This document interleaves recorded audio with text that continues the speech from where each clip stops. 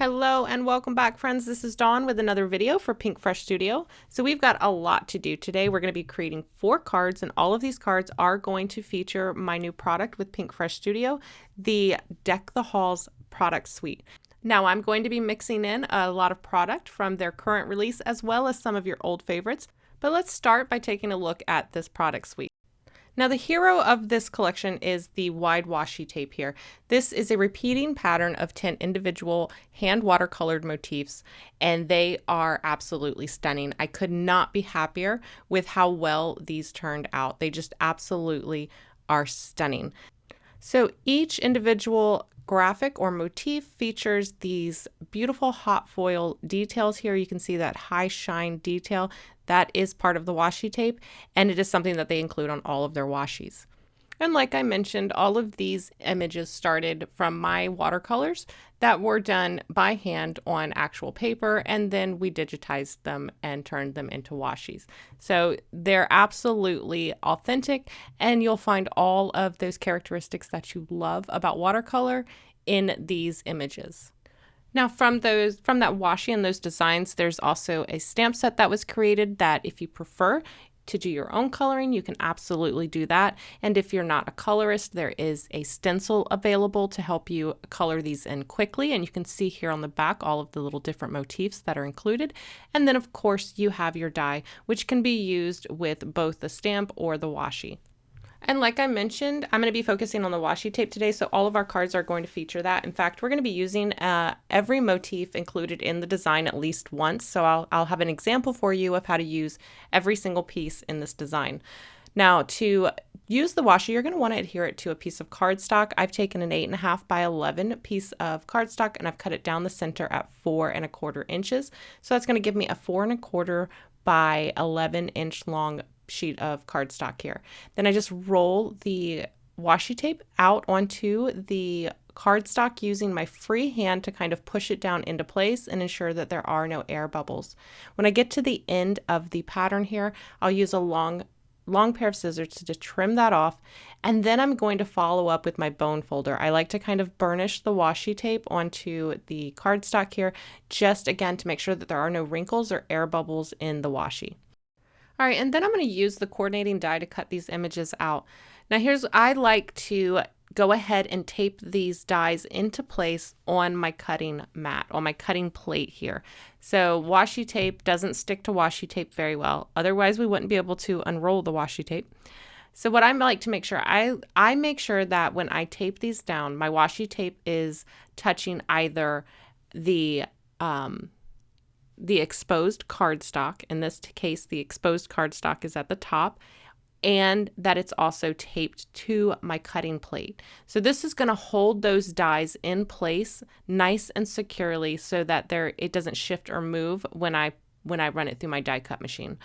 Now you'll notice here that the dies, these are 2 separate dies. So you've got 3 of the images grouped on one die and all of the rest of the images grouped on another die.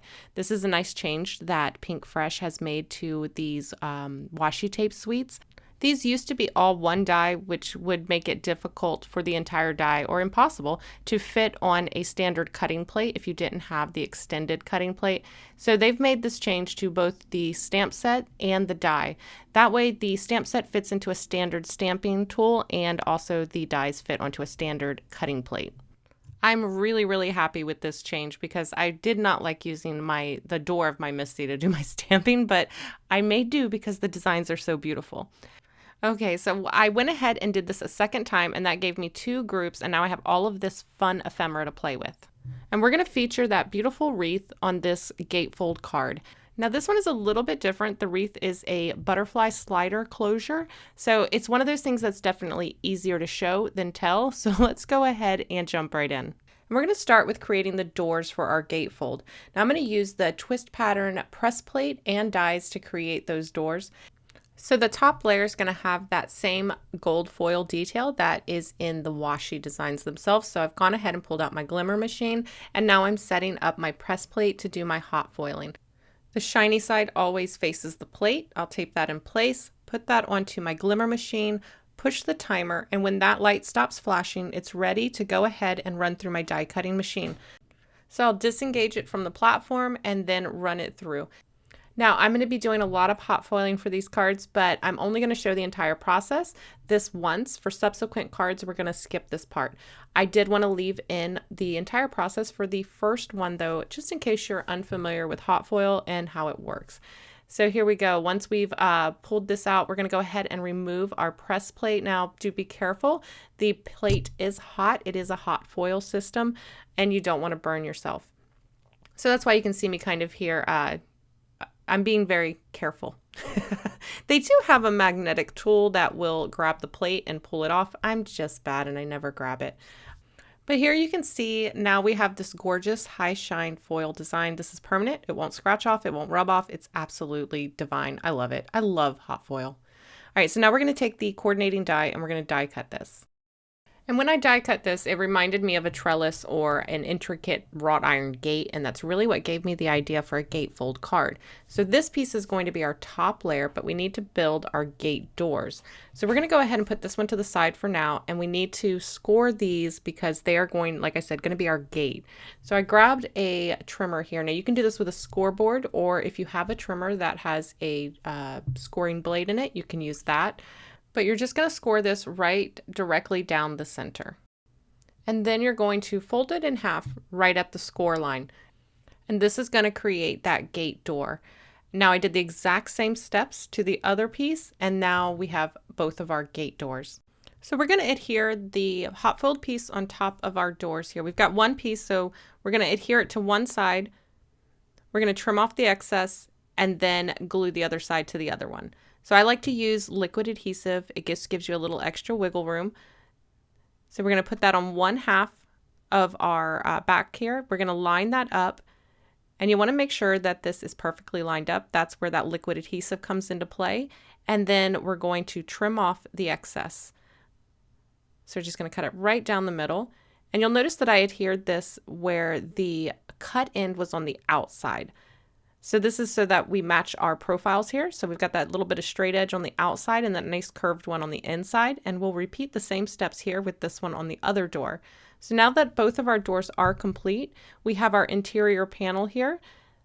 We're going to glue this right inside. So this is a 4 1/4 by 5 1/2 inch panel, and I'm not going to trim this down. This is going to keep those doors with just a little gap in between, and this is what's going to allow our butterfly closure there to slide freely. You could trim this down about a 1/16 of an inch if you wanted it to be a little bit tighter, but you do want to leave that little bit of gap. But before we adhere this, we're going to go ahead and stamp our inside sentiment. We're going to be using the Magical Holiday products for that. I'm going to use the stamp set. Now this does have the stamp set, the press plate, the die, and the stencils available. And we're going to be using the press plates for our exterior sentiment. But for the interior sentiment, we're going to go ahead and do our stamping. Now I need to do some dry fitting here because I need to make sure that this interior sentiment is hidden behind our wreath closure. Because the doors of our gatefold aren't solid, they have some see-through portions here like a peekaboo. I want to make sure that when the closure is on, the interior sentiment is going to be completely hidden behind it. So I've die cut a circle here that I'm going to adhere that wreath to, and then our wreath is going to sit right about here. So now I can take my sentiment and place it directly in the center of that so that I know when the card is closed, that sentiment will be hidden behind there and leave room for me to sign it.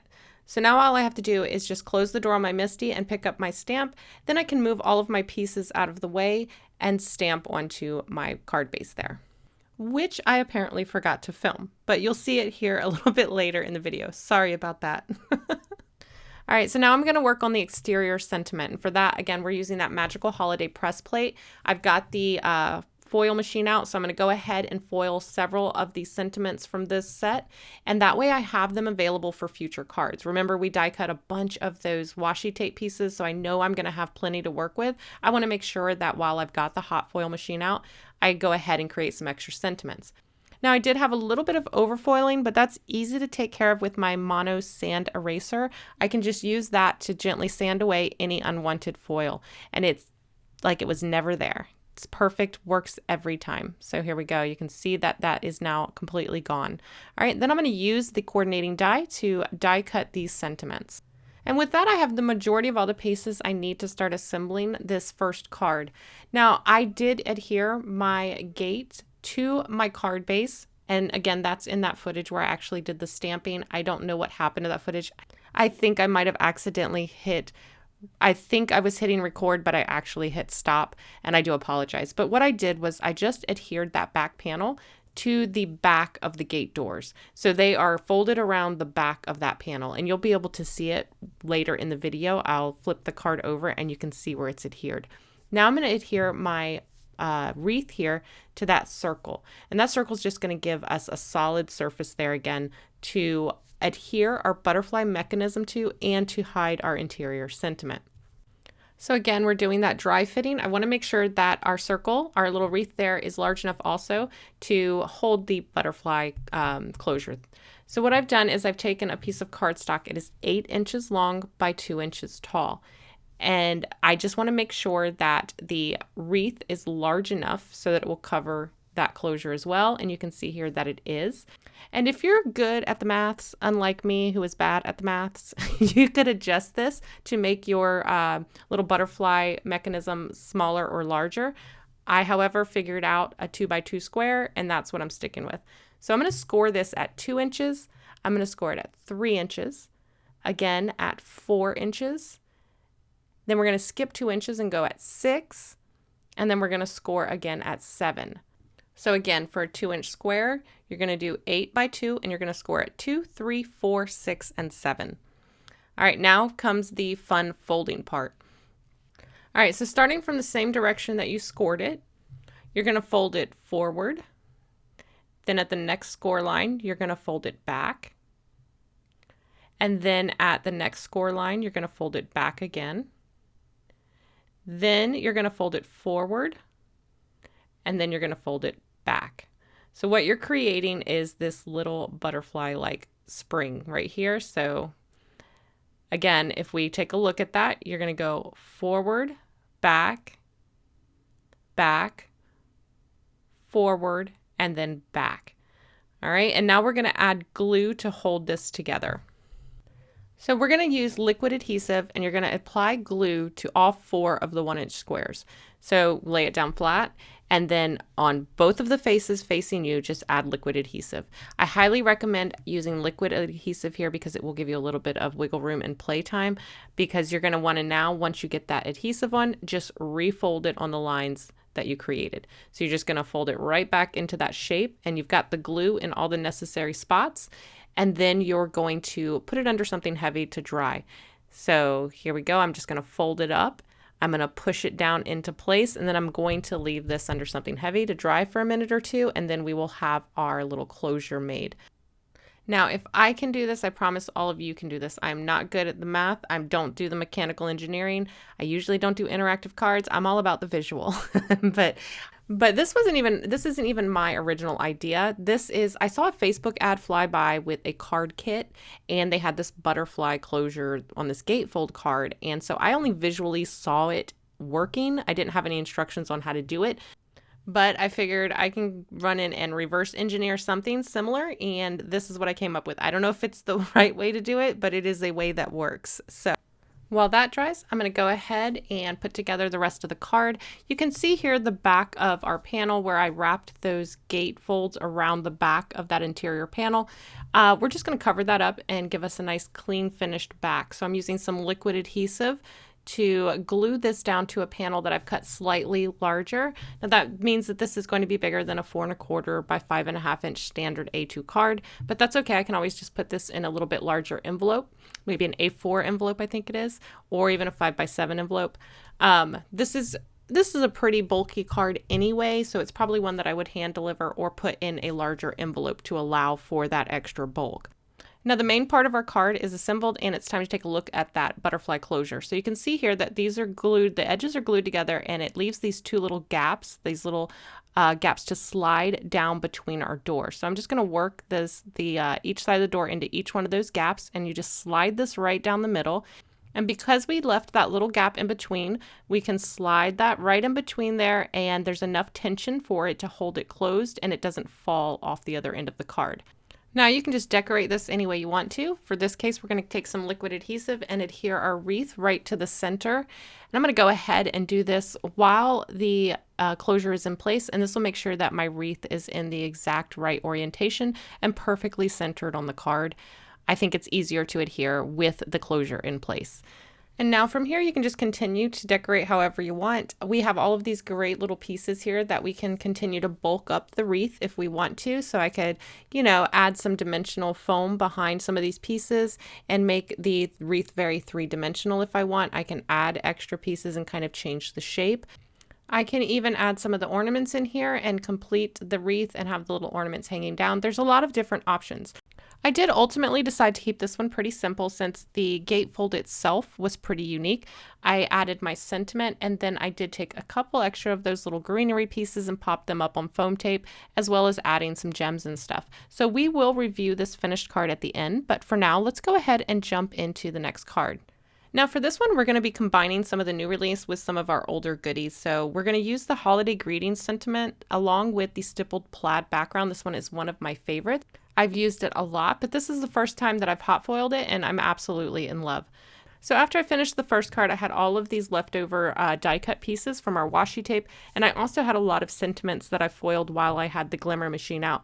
So these ones were created using the holiday greetings sentiments. So this is another one of those suites where you have the stamp set, the press plate, and the die.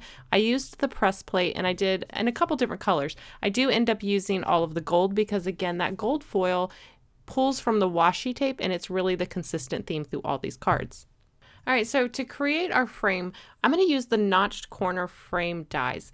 Now this die set allows you to cut either labels or frames with or without a detailed edge. So I've taken the middle sized frame here. So I've got the outer edge, the inner edge, and then the detail in between. These have already been taped together because I've used them before to cut just one frame, but I want to cut multiple frames to stack one on top of the other to give them a little bit of thickness and height. And to do that, I need every frame to be cut identically. And a lot of the times when I use just washi tape, the washi tape will cut through or tear after one cut. So what I'm going to do is use a little bit of press and seal. And this is a trick that I've used many times before when I want to cut multiples of an identical shape. Whenever the dies are nested like this, they can shift or move, and if they're off even so slightly, you can't get them to stack identically on top of each other. So by using this press and seal, it's going to keep all of these dies together in the exact same spot, and I can cut as many of these as I want to. And I know they're all going to be identical. Now with this particular setup, I have a very large open area there in the center with exposed press and seal. So what I'm going to do is cut this from some printer paper first. The printer paper is going to stick to that exposed press and seal there in the center, and it's going to keep it from adhering to my cardstock when I eventually go to cut that. Because the pressure of the die cutting machine will cause that press and seal to stick really, really well to that cardstock, and when you try to remove it, it will rip it. So we're going to leave that center area in place, and it's going to protect our cardstock when we go to die cut. This is going to allow me to use that label on my next card, so all of the pieces will still be usable. So here you can see when we run this through our die cut machine, I'm going to be left with, we're going to have a small label, and then we're going to have a frame. So here we go, there's that label. And then now we're going to have this beautiful frame. I'm going to go ahead and cut 2 more of these, and they're going to be identical. So I'll be able to stack them after. So here we go. We're going to lay down another one. I'm just going to put that right back in place. And I know that these dies have not shifted or moved at all because they're being held in place by that press and seal. So again, we have another label, which again, I will use on a subsequent card. And then we've got another frame here. So these are exactly identical, and you can see when I flip it over, there we go, they're identical. So they're going to stack up nicely. Now once I was done cutting my frames, I went ahead and took my dies apart, and I used just that outer label to cut another solid label, and this was going to give me a backer for my frame here. Because I already knew that I was going to do some hot foiled pattern in the background, I just wasn't sure exactly what yet. So in the meantime, I went ahead and grabbed all of our little washi pieces and I started creating a little arrangement here using the ornaments in the washi tape. I absolutely love these. I think that they're so elegant, almost the vintage vibe to them, but kind of like is there such thing as a modern vintage? Because that's the vibe, that's the feels it's giving me, and I absolutely love it. I mean, kind of in that same vein, it was almost wanted to create not a literal window, but maybe like a window you maybe look through at a department store, and maybe it's a display window with decorations of greenery and ornaments. So I just kind of worked my way through the design. And you can see here we are using that visual triangle with the two sets of ornaments and then the sentiment. So it does have that nice balance. The larger set of ornaments is in the upper left-hand corner, and then it leads your eye to the smaller set of ornaments and then back over to the sentiment. So not only do we have that visual triangle, we have a nice flow both diagonally and from top to bottom on the card. So visually it works really well and there's a good flow. In the bare spots, I just filled in with some extra greenery. And once I had everything where I knew I wanted it, I went ahead and started adhering things. And I'm using a mix of liquid adhesive and then also 2 different levels of foam adhesive. I wanted a lot of depth and dimension here. So some of the things are flat to the background, some of them are popped up just a little, and some of them are popped up pretty high. Now the frame around the outside will be popped up the highest.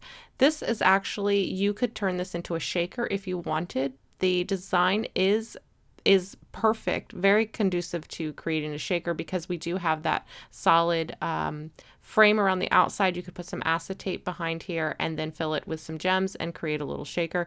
That would be super cute as well. But I will leave the shakers to you because Dawn does not get down with the shaker cards. All right. With our focal point here done, I can go ahead and start working on that background. And like I mentioned, for that I used the stippled plaid press plate, and this time I hot foiled it with the gold foil. Again, absolutely love how this looks hot foiled, you guys. If you haven't used your press plates with hot foil, I highly recommend it. It is a game changer. Look at this. Oh my goodness. All right, so we're going to use this for the background of this card. That's pretty much all we have left to do. So I'm going to go ahead. We'll review this card at the end. For now, we're going to jump into the third card. And this one is super versatile and quick. You could whip up a whole bunch of holiday cards and just swap out that main sentiment as well as the greenery there to create all of your Christmas cards with a little bit of uniqueness to them so that you don't get bored with the design. So for example, here I have those leftover labels from where we cut out those frames, and I'm using a couple of the holiday greetings sentiments here. And then you can just flank them with some of these washi die cut pieces here. And you can get as creative and as elaborate as you want or as simple as you want. The design is very elegant and it already has a lot of interest because you have that hot foil. So overall, these are probably the most simple but have a huge wow factor. Here you can see I'm playing around with a couple of different, little different arrangements. And then I finally did settle on using just one of them, but I wanted to include some of this in the video just to give you guys some ideas so you could see how you can kind of change it up. Now, ultimately, I did not decide on this one, but I do still really love this one. I love the way that the greenery matches the flow of that holiday season sentiment so well. But I was at this point thought this was what I was going to go with, and I originally thought I was going to use that same background with this card. And again, I changed my mind. Surprise, surprise. However, again, look at this. Absolutely beautiful. This would work as well. However, PinkFresh just released the Poinsettia Frame product suite. Now this has a press plate, a stencil, and a stamp set and a die. And you guys, I've played with the stencil in this one. It's not in this video, but absolutely gorgeous. I'm going to do another video with just this poinsettia frame and the stencil because, spoiler alert, you can use it with just the stencil and it is absolutely beautiful. But for these cards, we already have that central theme of the gold foil. So we're going to go ahead and keep running with that. And these delicate lines, when you hot foil them, they are absolutely stunning. They add just the right amount of interest to that background because the rest of the card is very simple, but the gold foil elevates the design. So here, this label, it's just, the card is simple. So I like to find ways to add interest without in-your-face interest, and texture, actual physical texture is a great way to do this. So in that notched corner frame die, there is an optional die in here for each of the labels that allows you to add a decorative edge. So this just cuts a little decorative edge into the die. And so we're going to go ahead and put that in place. I'm going to run that through the die cut machine. And what that's going to do is just impress this gorgeous little edge detail around that label. And this is the perfect touch. It adds a little bit more texture to the card, elevates the design without distracting from the rest of the card. And like I mentioned before, you could make multiples of this basic background and then just swap out the sentiment. Ultimately, I did change out the sentiment on this one. I just liked the way the more rectangular one, it was just a little bit taller, so it covered more of our label here. It just fit that space a tiny bit nicer. Still, the other one would have worked, but if I only had to choose one, this is the one I went with. So I glued all of my little pieces together here, and then we're going to adhere it as one using some foam adhesive. So I just went ahead and put a bunch of adhesive across the back of that. And then I'm going to use a little bit of liquid adhesive as well. This will give me, again, a little bit of wiggle room to make sure that I get my sentiment centered and straight. When you're doing a clean and simple design, color, balance, spacing, all of that is very important because you don't have a bunch of other elements to distract away from if something is just slightly off. So you'll want to give that little bit of liquid adhesive will help you, give you a little bit of time to make sure you get this perfectly centered. So there we go. All we have to do now is just adhere this to our background and this card is pretty much done. So let's go ahead and jump into our final card and we will review this at the end. So by the time I got to this last card, I realized that I had used almost every motif included in the washi tape design, and I figured why not use them all? So I arranged all of the greenery pieces in a triangle to emulate the look of a Christmas tree. This is super simple to do. I have some larger gaps in between each of them. That's okay because we will fill these in, don't you worry. The fact that these are already foliage and greenery just further and reinforces the look of a tree. So just get it in that triangle shape. I'm going to adhere these with a little bit of foam adhesive for dimension because again, we're going to keep this very simple, very elegant. And if you've watched a few of my videos, some of you are wondering right now, how come I'm not using the press and seal trick to adhere these? Well, that is because press and seal does not stick to washi tape either. Washi tape won't stick to washi tape and neither will press and seal. So we're down to the good old pick them up one by one and adhere them, but that's okay. It goes really quickly. Now at the bottom, I've left a little room for the sentiment and serendipitously, this magical holiday kind of emulates the trunk or the base of the tree perfectly. And because we popped up all of our foliage there on foam dots, the part of the sentiment that hangs off of the tree, we're going to use some foam adhesive there. And then the area that overlaps, we're going to use a little liquid adhesive. This is going to ensure that the sentiment is secure, level, and it clears those popped up pieces. So we'll just pop that right into place. Again, we're using that liquid adhesive over our foam adhesive. So we have that wiggle room to make sure we get it perfectly centered and straight. And finally, to reinforce the idea of a Christmas tree here, I'm adding some gold pearls to the open areas between each of the little greenery pieces. And because we popped up those pieces, this provides like a little channel for each of these pearls to sit into. So that way, when you pull the card in and out of the envelope, there's no way for those pearls to get caught or knocked out of place. They're almost completely flush with the rest of the card. Okay, so that pretty much finishes up this card as well. Let's go ahead and take a look at all of the final cards.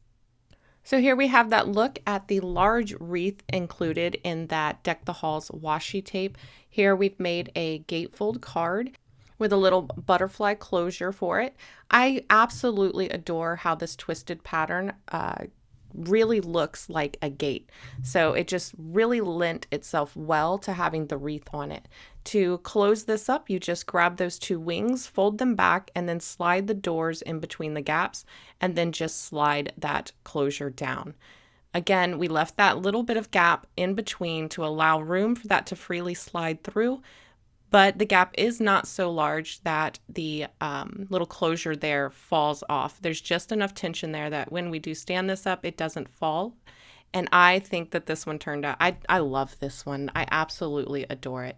So for our second card here, we went ahead and used all of the ornaments included in the washi tape.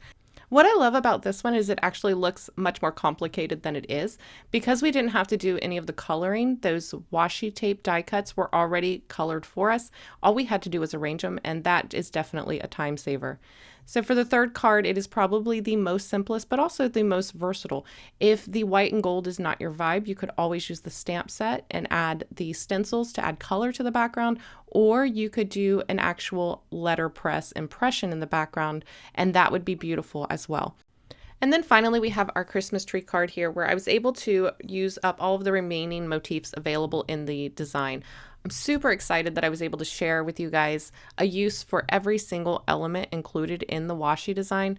And I wanted to say a great big thank you to PinkFresh for allowing me to bring you guys some of my watercolor through their products. I am extremely happy with how everything turned out and how versatile and easy they are to use. Hopefully today's video gives you some great ideas on how to incorporate these washi designs into your card making. If so, make sure you give this a thumbs up. And if you're not already, make sure that you're subscribed so you don't miss any future videos. All of the featured products will be listed in the description box below, and I would love to know which one of today's cards is your favorite. Make sure to leave it in the comments. As always, I want to thank you guys so much for watching, and I will see you next time. Bye.